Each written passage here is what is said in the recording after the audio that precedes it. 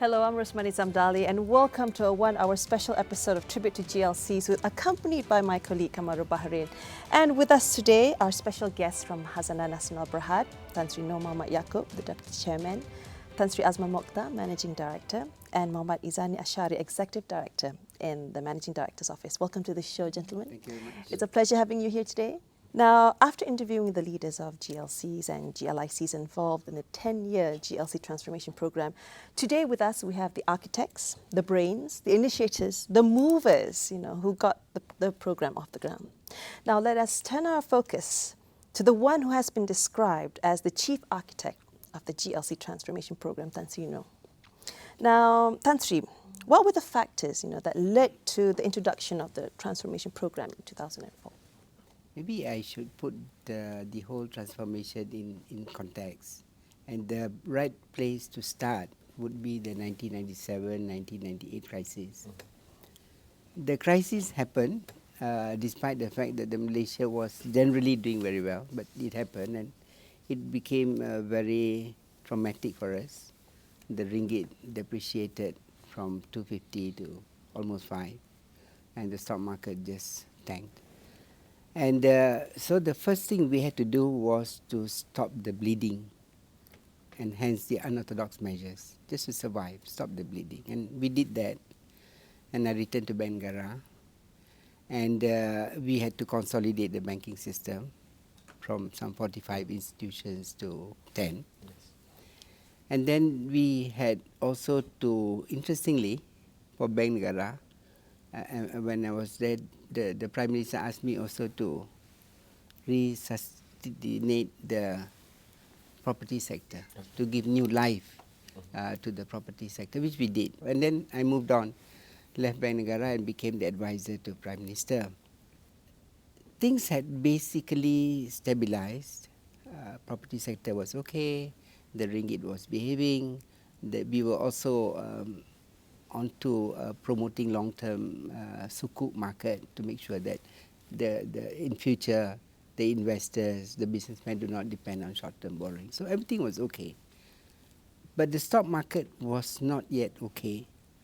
And the GLCs were something like 1/3 the stock market. Okay. Azman was not there officially yet, but he was with me, helping me out informally. There was some sporadic fire in MRCB, we took over. There were problems in UEM, Renong, we took over. There were issues in KUB, we put our men there, Cik Khalib. There were major problems in Tabung Haji, we put Tan Sri Baki there. In the context of the long-term transformation which began in 2005, you can say that this was a pilot run. Okay. The years from May 2000 to 2004 was a pilot run. We were doing things and we were learning. We were learning very fast. There was a steep learning curve, and we realized actually that we need people, basically good people, committed people, passionate people, who are willing to serve king and country, and who are knowledgeable and who are willing to sacrifice their life for the nation, at least for a couple of years. But we need more than that. We need a structure to do it. I couldn't have structure because I was not a minister. So the pilot run was good, but that's about all that I could do as an advisor. But God was great. I was made a minister. Maybe God had the intention of GLC transformation. And it's not only me, actually, it's a group effort. But the three most important things that happened was, I was made the Minister of Finance. So that gave me the local standard, gave me the structure, gave me the authority. And then we have a reformist Prime Minister. Patla, if anything, was a reformist in the true sense of the word. That was great. That was the other factor. The third factor, we had the man to take charge of GLC, Tan Sri Azman. Okay. We already spotted him earlier, and by 2004, we offered him the post and he accepted, and the rest is history. That's the human side to all this too. I know now with hindsight we can look at the numbers, the figures, the billions and the growth and all that. But I remember in the book that you wrote, you know, there was a call from an unknown number, and it was actually a call from Pala asking you to go back home because he saw the light in the PMO building that you're still on. It was past 11. So that part, because it's so easy to look back and say we survived 97, 98, but I think the lessons to be learned moving forward with all the headwind is that personal sacrifice plus professionalism plus, unlike any other corporate entity, the special thing about GLC is you've got to weave in nation building right there at the center. So that part, Tan Sri, know if you can share with us, because I think rather than just look at numbers, I think the other side is also very crucial. You're absolutely right, Kamaru. The most important aspect of the whole GLC reform was that we had these boys and girls working with us who were willing to serve the king and country. And while they were fairly compensated, money was not the agenda. The agenda was to do well for the company, because no matter how noble your intentions are, if your company is weak, it's not strong, there's nothing you can do. Just like in economic growth, there must be growth before you can distribute. Okay. If you just want to distribute everything to the poor, there's no growth, what can you do? So growth is important. Similarly for a GLC, the company must be strong and you must work hard, just like any other guy in the corporate sector. You work hard to make that money. Yes. But your heart is not really in the money. Your heart is that the money is there for national good, because we are owned by government. And we have people working hours. I'm not the only one who working up to 11 o'clock. Azman was even worse. Okay. I give you a story, a personal story. Okay. The day after, a couple of days after we had appointed Wahid Omar as UEM CEO, there was somebody who wanted to see him urgently. So I called Wahid. I said, "Can you see him?" He said, "Yeah, okay. Ask the man to call me. I'll see him." He said, "Wahid, I spoke to Tan Sri No. Tan Sri said, I can see you." He said, "Yeah, okay. 11 o'clock. Sir, 11 o'clock tomorrow or day after tomorrow?" "When?" He said, 11 o'clock tonight. That was a new culture for GLCs. Yes. Because seeing people at 11 o'clock, 9 o'clock, 12 o'clock, it's become culture now. Okay. We all do it. Yes, But before yes. our transformation, there are no proper meetings after 6 or 7. So, Tan Sri Azman, when you first got the job, what were your immediate challenges? First of all, I'd like to build on what Tan Sri No has given us as a background. I think indeed I saw the mandate as really a continuation of the efforts of the country in reviving the economy and the country as a whole after the 98 crisis. So the first phase, if I may, Tan Sri, of the crisis management was really stabilization. So the capital controls, for example, the dana harta, dana modal, banking consolidation was not just well done, it was very well done actually, and history has shown that. But by our own admission, there was a gap in that series of moves, and in a way it had to be sequenced as such. It was corporate restructuring. So if you recall, in the 98 crisis to around the period 2000, there was the CDRC, Corporate Debt Restructuring Committee, and companies under there included companies like Renong, Time.com and so on. So these were companies that were not able to be resolved during that time. So I saw, as Tan Sri said, the period 2000 to 2004 was a bit like a warm-up, a pilot run, carrying over that. Many lessons were learned. I was privileged and to be given the task and duty to work with Tan Sri in his capacity as economic advisor and subsequently as Minister of Finance too, to then Prime Minister Tun Dr. Mahathir. And we did, I think at that time, if I recall, Tan Sri, we had a lot of thinking sessions, if you like.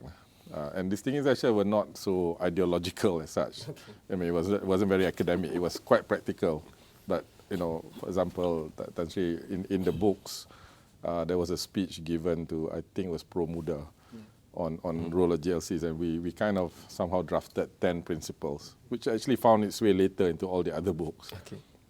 So that was the formative years. So if you ask me what were the challenges, I think it was important to understand the context. So one was really recovery from the crisis.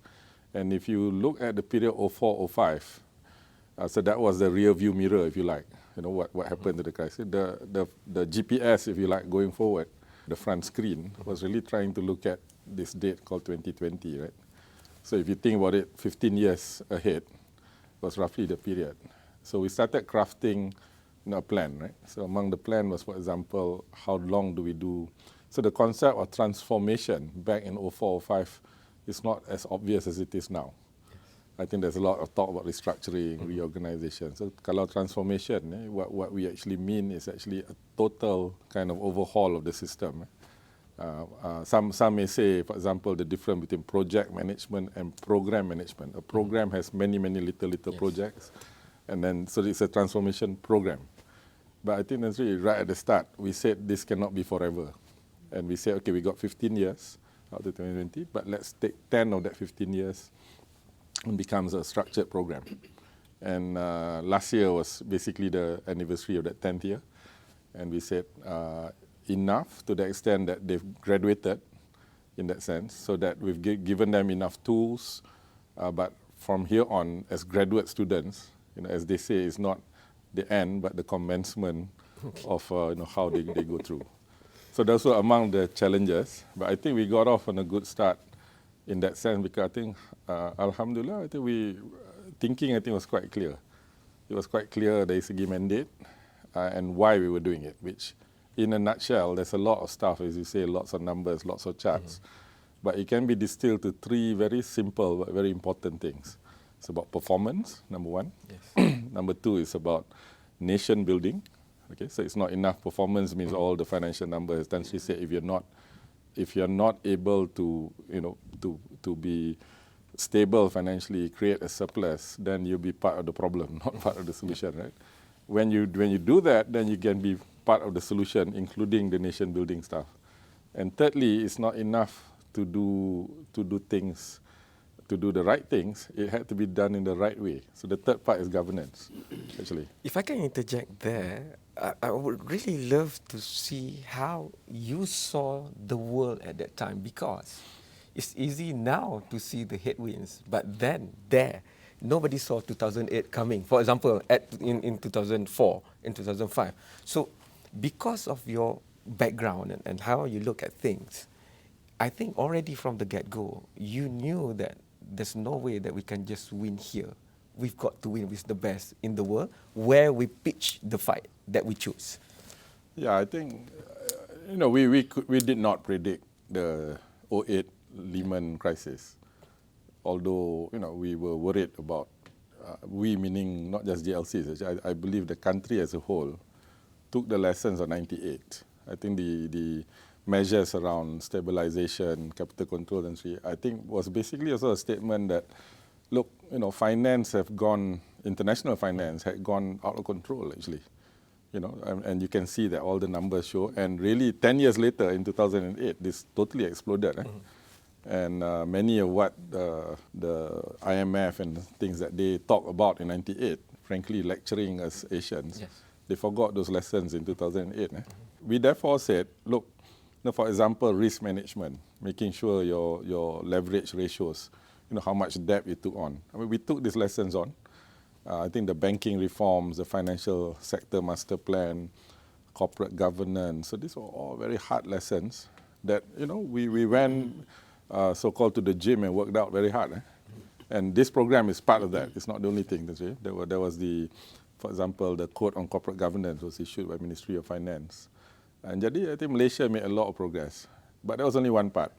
We still could not control the onset of unbridled financial liberalization. Financial liberalization, globalization is good. But if it's unbridled without control, then problem. So there were 2 or 3 responses to that. I think one, what we could do to ourselves, making sure that levels of prudence, but yet enough to go out. Second, diversification also meant making sure they go out and begin to compete regionally, and eventually globally even. But I think we put a target of regional champions first, in the belief that you got to go step by step, kena steady. And indeed, 10, 12 years hence, there's evidence of that. I think there are regional champions, and in some cases even globally competitive. For example, our healthcare group, IHH, is really the second largest in the world. The other point I would make is philosophically, in 04-05, it was not fashionable to talk about not just shareholder return, but stakeholder return. In 04-05, the prevailing thinking was very much the shareholder value movement. We believe in shareholder value, but we also believe in stakeholder value. So I remember having long conversations with for example, some very senior people from the West. And by now, this is now mainstream. The role of a business is really about inclusive growth and impact investment. But in 04, 05, that's why our second pillar of JLCT, first pillar is performance. So you could argue that's a bit narrow financial value, but the second one is about nation building. What can we do on the developmental agenda? What can we do on CSR, for example? And doing it in the right way. So we really embedded this back in 04, 05. Today, I think it's mainstream. So that's a philosophy, not just JLCs, but in the great tradition, I like to think this country has grown on the basis of growth with equity. Okay. We'll take a short break, gentlemen, but when we return, we'll have more with Khazanah Nasional Berhad after the break. Stay with us.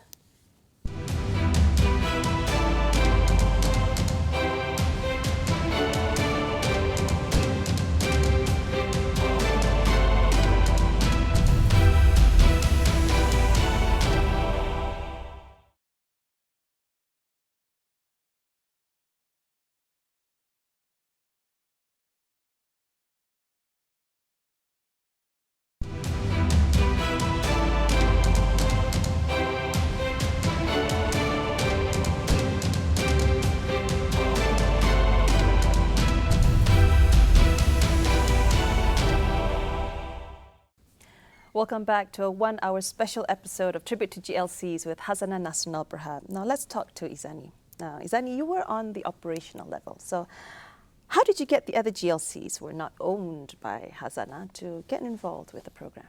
Okay, probably before I answer that question, I like to explain where I come from. And then you can see even like what Kamarul was saying earlier to the rest of my other bosses, the headwinds. I didn't see the headwind as well. Okay. The fact for that matter that I normally do transformation that is only within a company. Suddenly you are asked to do a transformation that cover companies that, like what you mentioned, other than Khazanah. But I thought I was lucky because like what Tan Sri Azman said, they lay down the certain principles. For example, first is actually performance, then nation building. The third one clearly state respect governance. So I use that vehicle to say, look, I respect the governance. So we had in our structure called JWT, Joint Working Team. There is actually a combination of all the reps from the GLIC. The GLIC means from Lembaga Tabung Haji, EPF, and then PMB and also LTAT. So I need to respect that. I have to go through them. And it is help being actually, there are messages that will come from the secretary itself, from Tan Sri Azman, that will send through all the CEOs. And then I will follow through that sort of governance. I mean, otherwise, it's like almost like you cannot go to someone's home and say you need to do that. Now, that's one level. That's easily in theoretical thing. But you don't know how they are themselves managing their bosses. Then I need to convince them that actually it is a good thing to do. There are many things of our work, like for example, Bumi Agenda, all these things. The third lever that I use is actually the peer pressure, because someone can say it cannot be done, but someone say it can be done. So, and then the fourth one is actually the synergy, because someone at one time we had one experience whereby some GLCs doesn't want to participate in appointing third party to do some work, but I convinced them to say that look, if you do it alone, it costs you more. You better share the thing. The fifth thing is actually more like, you need to understand their constraint. There are some big GLC, small GLC. Sometimes when it comes to allocation, it's really tough. For example, we have like slim program. For example, how much do I allocate to smaller GLC? How much I allocate to the big GLC is quite mind-boggling. I mean, it's all a lot of fire and on the ground. But we manage it. And then I think it's more like understanding them, have empathy on what they do. Sometimes they need help to get some ideas on how to convince the bosses. That's how we manage the ground. I mean, the bosses are high up there. They don't know all this battle that we went through. There must be some other juicy stories that is not telling. But I want to swing back to Tan Sri Noor. That will be over coffee later. Tan Sri Noor, the nation building part, since Tan Sri Azman opened the door for that. So I want to go into that door because it's a government-linked stable of companies, So nama Khazanah, name like Khazanah is fine. But you know, if you go to LTIT, that's Boston. If you look around, there's the name Khatri, Samdabis. And these were not started by Malaysian entrepreneurs. And that to me shows the richness of this transformation program, because it personifies, or put into perspective the fact that before this we don't have that capacity. These big companies that were running things in our economy were not even owned by us. But after the famous raid in London and everything else, the global world started looking at us and our capacity. However, listening to the previous episodes of Tribute to JLC, listening to LTIT talking about how they even had the Mat Sales or the expats still in the company at the initial years. So that nation building was not just about putting Malaysians into power, but it's also a migration of skills, a migration of knowledge from things that we have never done before, from levels that we have never reached before. So as the architect, what gives you the confidence that these Malaysian names around you, these young 30-somethings around you at that time, that they were able to do it, that you could trust them with this?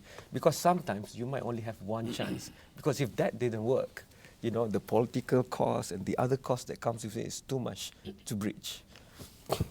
During the pilot run, early days, from 2000 to 2004, we had to do it in a way out of desperation, because things were falling before our eyes, and there were a few guys around me at that time. Azman Mokhtar was one of them, Johan, Sharil, Rahman.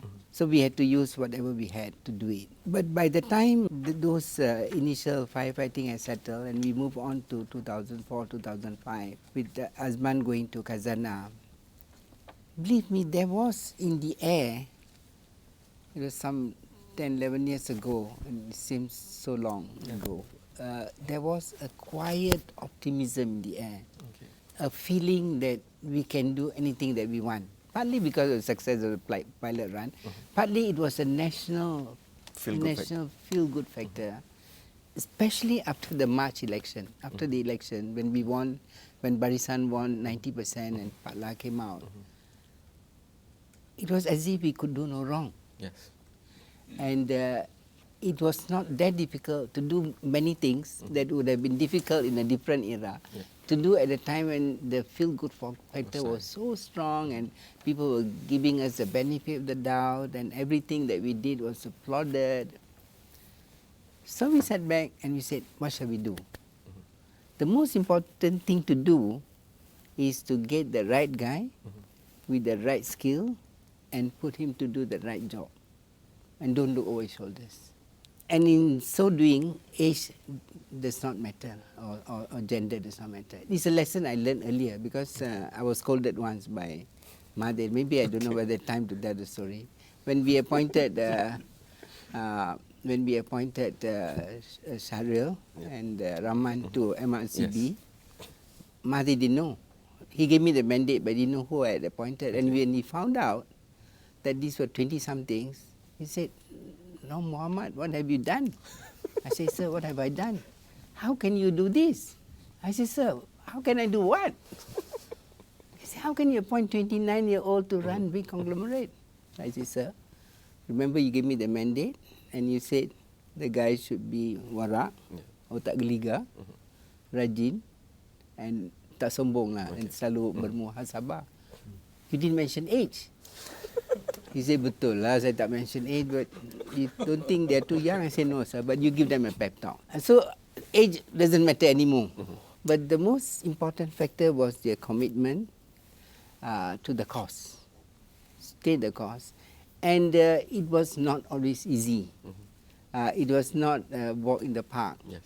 There were some times when decisions were made, even during our time, at various levels, which did hurt and there was pain. But most of the time we were able to reverse it. But so we not only you needed the guy with the right qualities to do the right job, you also needed the guy with strength, inner strength to tell you that decisions are wrong and we have to change, and who doesn't read lips. But God is great. We at that point of time we found the guys that we needed, and they did not fail us. So when you got the right man for the job, so basically the GLC transformation program was then running in full view of the public. So, Tan Sri Azman, how did you manage the perceptions and expectations, in the GLCs? Yeah, I think like any big long-term programs, right? Managing perception is almost as important as managing reality. So sometimes people always say perception is everything. I say not quite. Perception is important, but reality is everything. And perception is important though, because perception is a bit like the oxygen you need to move on the journey. It was not easy. There were ups and downs, naturally. In fact, when we first started, it was more up, to the point that expectations were probably too high. So I recall giving a fairly early speech to Kuala Lumpur Business Club, where I ended my speech. This was around about probably October 2004, so about 3 months after taking on the job. So a lot of excitement, a lot of expectations. So as they say, it's pregnant with expectation. Yeah. Bila pregnant, kena deliver lah. So you have to deliver. So I actually ended by saying, the CFO of one of our companies, Tenaga, Dato' Izzadin, like that time, asked me, boss, what share price do you want this week? Well, I mean, in a nice way lah. I mean, he's not manipulating the market or anything like that. But it was just cakap sembang. So I said minus 20 cents because it was going up too high, actually. And I remember sending an article to chief editors of various newspapers who were putting myself and my colleagues on the cover, every Saturday in the Age, semua kan tak habis-habis. So I said, and this article, to your viewers who are, perhaps of scholarly bent, a famous finance professor called Richard Roll. Okay. So Richard Roll wrote a piece called The Hubris Hypothesis of Mergers. Sorry, this is a little bit technical. Okay. Which basically says the amount people overpay in acquisitions is not whether they pay high price earnings ratios or price to book ratio. It's the number of times the acquiring CEO appears on the cover of business magazines, actually. So in other words, that's set out to fail. Eh? So after that, they stopped putting me on covers and give us space. But the market, actually, and I was a former analyst and former head of research, I know the game. They were building us up. And then once we started to miss 1 or 2 numbers in the following year, actually we didn't miss. We had to clean up, right? So of course the numbers were down. Then they got it's a failure, etc. So as they say, both triumph and failure are imposters. I think a famous poem. You know this poem. Actually, the truth is somewhere in between. Yeah.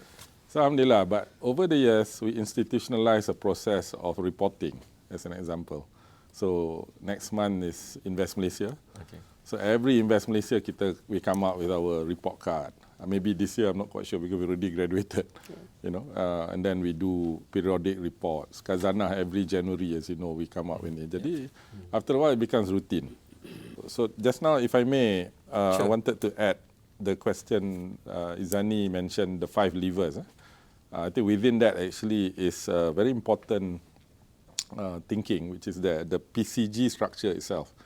Di mana we've had, over the course of 10 years, 29 meetings.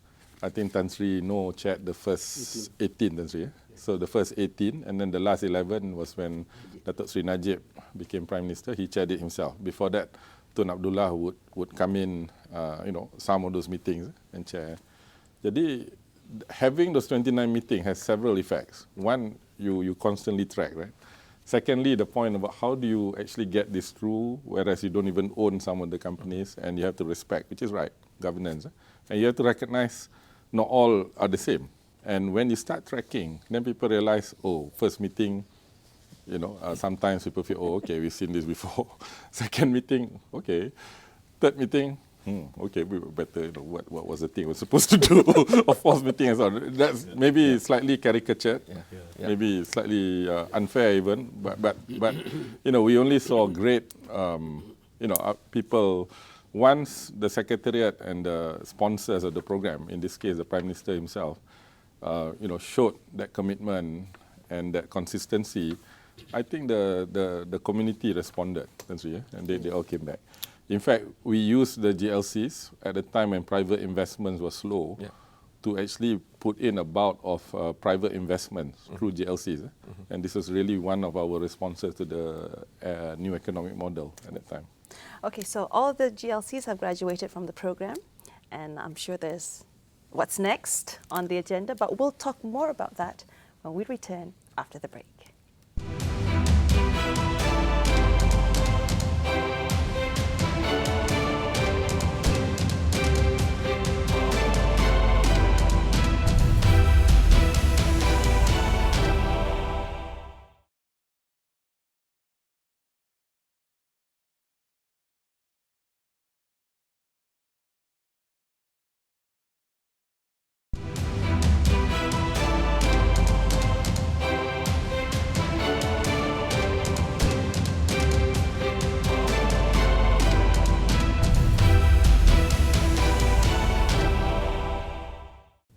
Welcome back to a 1-hour special episode of Tribute to GLCs with Khazanah Nasional Berhad. Tan Sri Noh, at the end of the day, the guys watching here will say, if you are into nation building, then you've got to increase the cake by not taking anybody's portion. So that must be the role, first and foremost, at the heart of what the transformation program, even post-transformation program for Khazanah and the other GLICs and GLCs. And if I'm a young guy right now and looking at the changes around the world, how do you move the Bumiputra struggle, especially in entrepreneurship and wealth creation, with all these changes happening locally, regionally, internationally at that, and we are still struggling with the answer of how best to move the wealth creation of Bumiputra forward, especially in terms of some supply chains are already dominated by us. To start there is a bit more challenging. If we go too novel of a way, the risks are too high. We only have limited resources. So shouldn't this answer with the best solution be given by the GLC group? Because if you were to ask an individual or a few private companies, they might not have the best balance of corporate governance, wealth creation, plus nation building. Since the experience of transformation has been there and the report cards are there, shouldn't we, the people of Malaysia, especially Bumis, trying to solve that issue, look at GLC for the answer, despite the headwinds and everything else happening in the world? Maybe a short answer, Kamarul, is that when we became independent in 1957, and more importantly in 1970 with the new economic policy, we decided in no uncertain terms that the whole Bumiputra agenda will be in the context of an expanding pie. We will not take from Paul to give to Peter. Clear. It must be expanding pie. That is the reason why growth to us is so important. For many other countries, growth may not be important, but for us it's important because the whole restructuring of society, the whole Bumiputra agenda is based on growth. And Alhamdulillah, since 1957 until today, our average growth rate is 6.3%. We have done reasonably well and we have distributed. Where we have done extremely well is to create the professional Malay class. Under any definition, we have done a brilliant job. The government has done a brilliant job. In 1980 or in 1970, there were only 71 Malay doctors, and that includes Mahathir and his wife. If we don't include, it's less than 70. Today we have thousands and thousands of Malay doctors. Of course, Chinese doctors, Indian doctors, engineers, etc. We have done very well. And a GLC is crucial to that. Because if you have only government and the private sector, these brilliant professionals, where are they to work? They can work in the government, somewhat. The private sector, well, until now it is a bit difficult for Bumis to find jobs. We are trying to make it easier, and some of the private sector are trying to make it easier. But it's not that easy for Bumi professionals to work. So GLC is the answer. They are there. And it so happens GLC also in strategic sectors, and GLCs have a long history, as you said.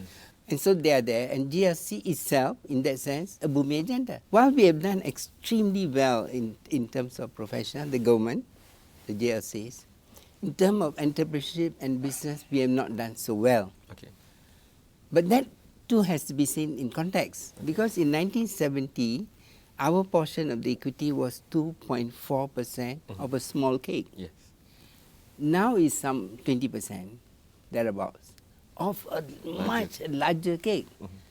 And that's not easy, because from 2.4% of a small cake, where the other communities are also growing, to be 20% of a very large case is itself an achievement. Of course, we didn't reach 30%, but in itself is an achievement. But the challenge today basically is to create entrepreneurs who are not just born and become entrepreneurs, but entrepreneurs with skills. So the most important thing is that you give them education, you give them skills, and with the skills they can go and find a job, or they can become entrepreneurs. So that is where today the main focus in the context of changing environment and fast moving events, we are going to Tibet, technical, vocational education, both to give them a skill to find a job as well as to give them the ability to become entrepreneurs.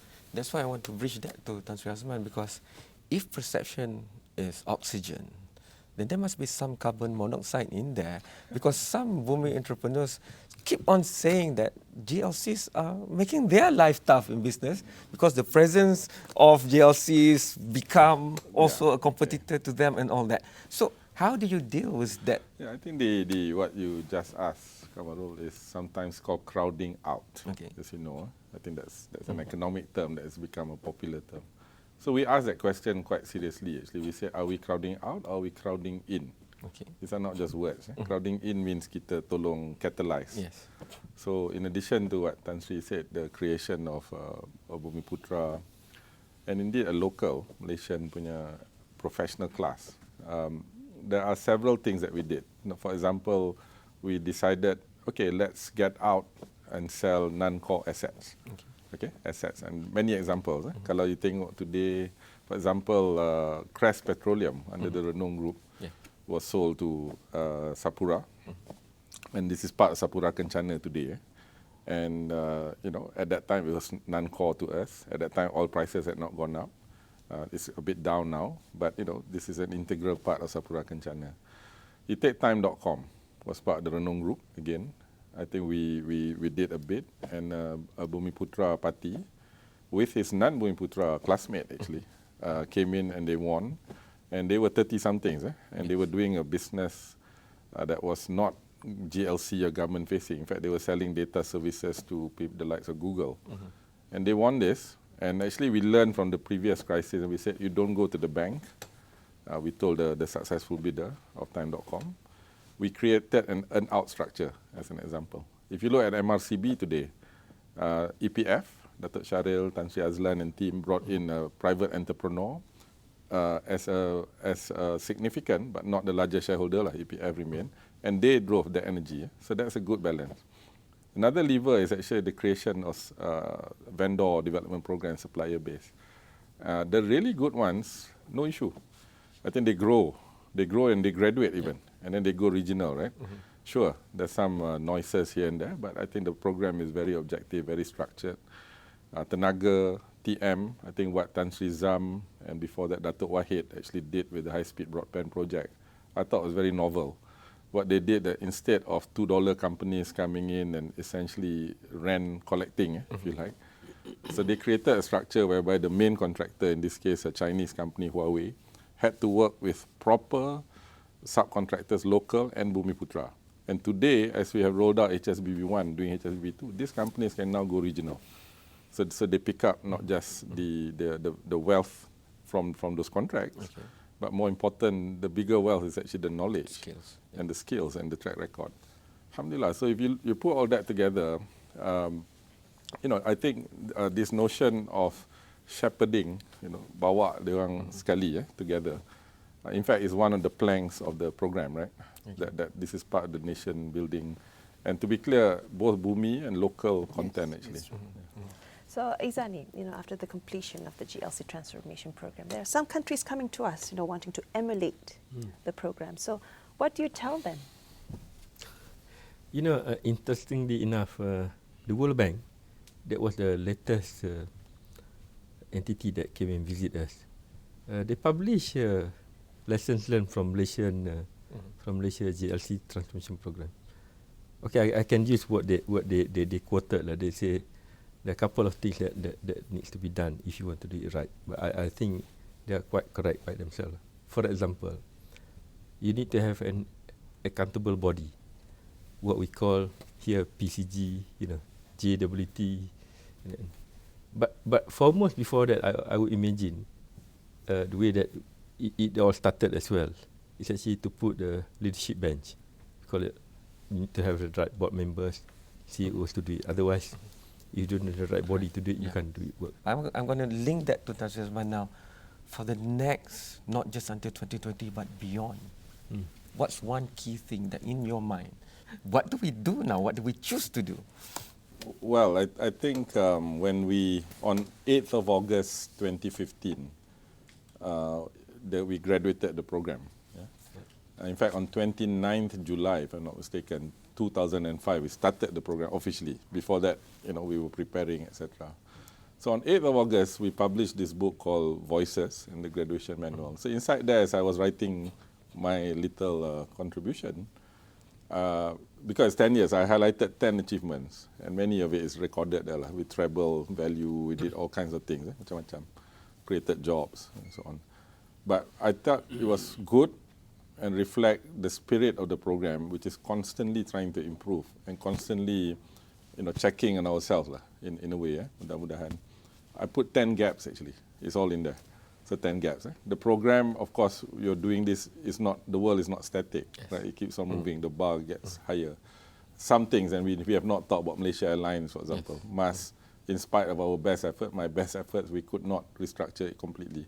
In fact, it was very sad that the two tragedies of 2014 actually, quite ironically, gave us the chance to do a total reset, which is what we're trying to do now. I say not clear, although we think it's on track, but still not clear, and so on. So therefore, so to me, if there's one thing, how do we institutionalize all this good work? We think, inshallah, this is good work, and all its gaps and mistakes, and learn from that. I think that's what a good institution and a good institutional program does. Wonderful. Well, we'll take another short break. When we return, we'll talk more about the future after GLC transformation program.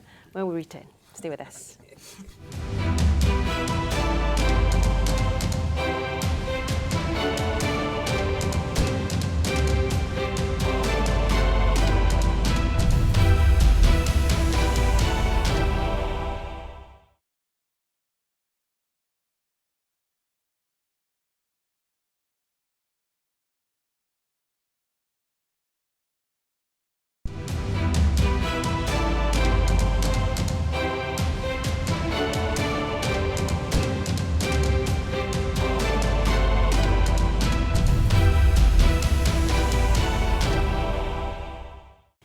Welcome back to a 1-hour special episode of Tribute to GLCs with Khazanah Nasional Berhad. Now, Tan Sri Noor, if you can just continue on what Tan Sri Azman had said just before the break, what's next after the GLC transformation program? Well, there are two levels. We have agreed Successor entity to our Khazanah Secretariat, Putrajaya Committee Secretariat. That is no more. But there will be a successor entity, and Telecom will shepherd us forward with that entity. It may take the form of a club, but with some circles, human resource circles, meeting more regularly. So that at one level, there will be this link, and the networking will continue. At another level, PM has appointed a steering committee called Steering Committee for SOGA, State-Owned Enterprise and GLC Act. You see, what has happened until now is that we had the Putrajaya Committee to give air cover, to give support, to shepherd, and they've done very well. But interestingly, looking back, it is quite a miracle that we have done all this without a legislative base. Okay. So going forward, what we may need to do, as you said, institutionalizing it is very important. The famous saying is in the book, that you can, nothing can happen without man, but nothing can last without institutions. So we have to institutionalize it, and therefore to have a legislative framework to make sure that development aspects are there, to serve king and country is there, to ensure that governance is there, based on law, based on legislation. That is what we are doing now. And the first meeting of the steering committee already took place, and the steering committee will meet and inshallah in a year or two, we will have this act which will make sure that we have the pathway, the highway, properly constructed on a legislative basis to lead us to up the mountain. Dr. Azman, the backing of a strong highway, no toll, we hope, legislative institutions, but you always go to Davos, you're there in New York all the time, and you even go to streets where they have innovators coming out with product, grassroots right up to the elite. And you, of all people, know that the GPS for the future is very uncertain sometimes. You plot the point here, but suddenly you have to detour so much. The thing about legislation and also institution is, in the 21st century, is the ability to respond to those disruptions fast. Yes. How do you ensure the balance of agility, whether it's at the board member making decisions, right down to the SLT, talking to the most frontier of things? That's why Apple has a very co-eccentric org chart, so that the CEO can cut across only at the maximum 3 layers, for example. So can we see that too? Yeah, I think what you described can be summarized in one word, perhaps. I think it's quite a popular word these days called disruption. Yeah. So disruption often associated with technology, but it's not just technology. It's the whole area of governance, public expectations. We talk about perception. I mean, these are important stakeholder groups. So we are living in an age of very high disruption. But I like to think the maxim or the saying that the more things change, the more things remain. Yeah. Jadi the core of this about performance, you have to perform. You have to create value. Kadang susah, it's not easy, of course, but you have to, right? You have to also think about your surroundings, your community, your nation, right? So it's not just nation building per se, which we do. Wherever we go, we also have to contribute to their nation building agenda. And if we find that that agenda is not congruent with what we want to do, then we shouldn't invest in the first place. That's normal. And the third part, governance. Governance, at one level, banyak detail. At another level, it's not rocket science. Yeah. It's about integrity, about doing the right things right, and about empathy with your staff, with your stakeholders, going together, that kind of thing. Jadi, to me, in whatever form, so as Tan Sri kata, to take the analogy, we've built the highway. Sure, there's some potholes here and there. We got to make sure we cement that. But the cars and the vehicles got to be strong. Okay. Right. And this is the companies in the analogy. Jadi, I think now that they've graduated, macam graduate student lah. You don't need to. You have to give obviously a bit more freedom. Yep. And maybe a final point about crowding out, crowding in, getting that balance right. Yes. So if the private sector can do a better job, then fine. And as I said, it's not just non-core, but someone can be more competitive, we divest to them. So that balance, so that the country can grow with both a public engine, the government side, the private side, kemudian the GLC side. And sometimes it's knowing which horse for which cause. I think this is part of our job, to make sure that we get the right balance. So the successor entity, Zani, you had spoken of this war room during the GLC program. So the successor entity, which will be carried out by Telecom, who graduated first in class, will we see less hand-holding? What are your views on that? I think one of the things that we learn quite a fair bit on the program managing and war room. I think we have decided that since TM is taking over the role, we shall leave to TM on how to manage. But we always say that we had one GLC night. The CEO, Tan Sri Azwan, said there's still we call the after sales service for. No. Tan Sri Zam said there's a warranty period. I say there may be a short warranty period, but there's a no return policy. No return policy. But one thing I want to highlight about it's more of a club. The earlier question you asked about this, what's next?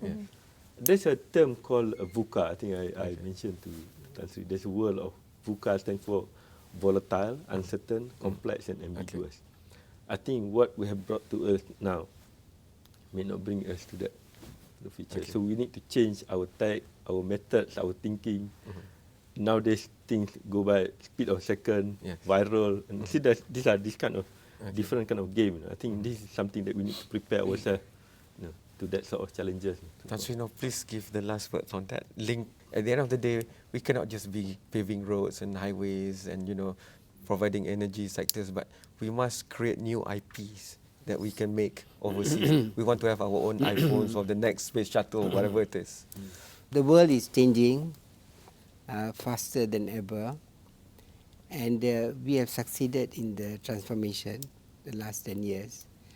But we have inculcated enough values in the new generation of leaders, and we are sure that the new generation of leaders will not be like old soldiers fighting yesterday's war.